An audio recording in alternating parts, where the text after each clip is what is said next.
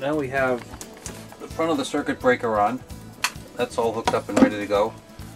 We have the installation of the solenoid all set up and hooked up to go. So all that's left to do inside here is to hook up the wireless receiver, which is going to be our primary way of getting the anchor up and down.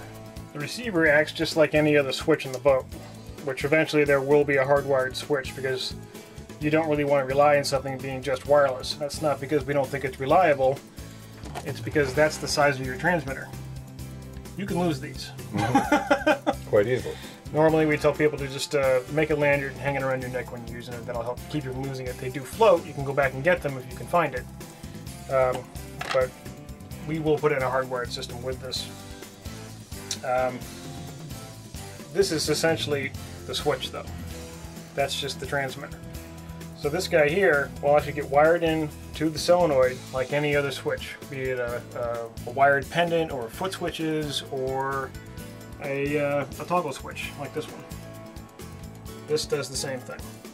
We've connected positive that runs to the common side of the switch, and negative, which runs the relay. The last two are my signal wires, and now I'm going to put these spades on to this one and this one. These are going to run positive current from here. It's my switch. We're going to put them on with these jumpers. And what this allows me to do is hook in another set of controls, the hardwired controls. And also what this will allow you to do is, if you make a mistake putting these things in and realize you've got down for up and up for down, all you have to do is just unplug them and switch them around, and that gets your direction correct easily. You're not going to have to cut wires again. So this will save you a step if you happen to make a mistake.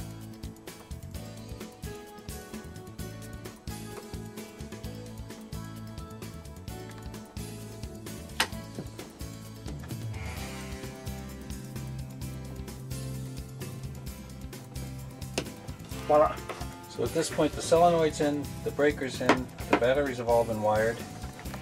We have the wireless switch in and mounted on the piece of plywood like that bulkhead. So about now, this is about when we are ready to head up on deck and hook up the windlass. You got it.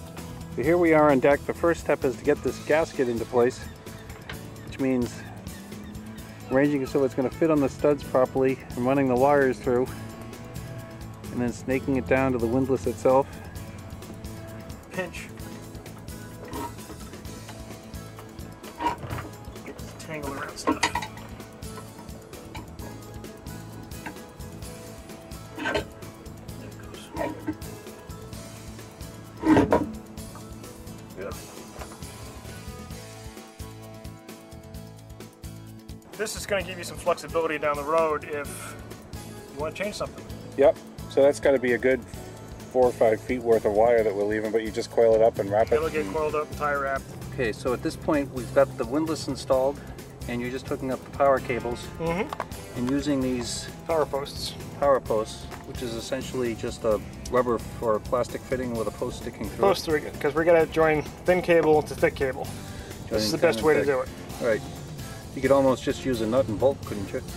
You could, but this is a little more of a solid way to do it, because it gives us an opportunity to mount this thing to a wall rather than let it hang loose. Right. And then we can tape these things up just to make sure we don't have any other corrosion or short circuit problems with something jumping around that may be loose out somewhere else. It's just when you put things in that are going to be buried, you just want to get things with the least amount of potential to mess up on you. Gotcha. So now the last thing on the to-do list is to test out the windlass to make sure that it works. The nice thing about having this wireless control is it lets me walk around the deck so I can get a better view of the anchor as it's going up and down. Before I go though, I'd like to thank Bill Jennings from New England Bow Thruster for all the help and advice he gave us on the project. Also the guys up at J&J Marine in Somerset, Massachusetts for the bracket they made up for us. And lastly, of course, to thank Lumar for suggesting the project in the first place.